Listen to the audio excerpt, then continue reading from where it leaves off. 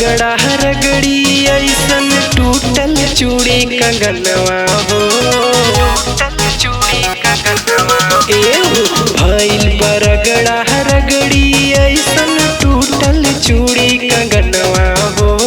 Table पे label मिलावल रात भर हमरो सजनवा हो। टेबल पे लेबल मिलावल रात भर हमरो सजनवा हो।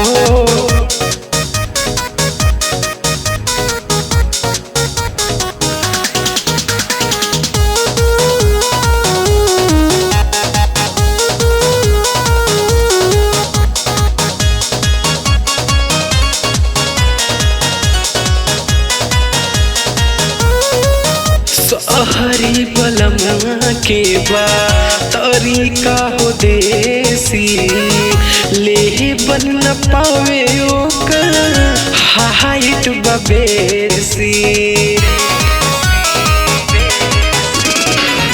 सहरी बलमा के बा तरीका हो देसी ले बन न पावे ओकर हाइट बबेसी। जबरी दबावे मन छछनावे कूटेला जैसे धनवा हो। टेबल पे लेबल मिलावल रात भर हमारो सजनवा हो। टेबल पे लेबल मिलावल रात भर हमारो सजनवा हो।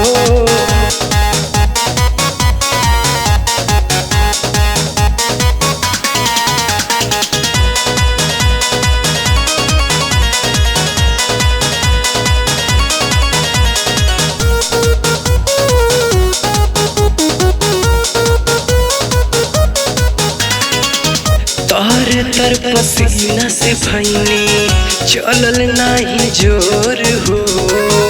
18 बरस के जो गहवल बांध दिहल तोर हो।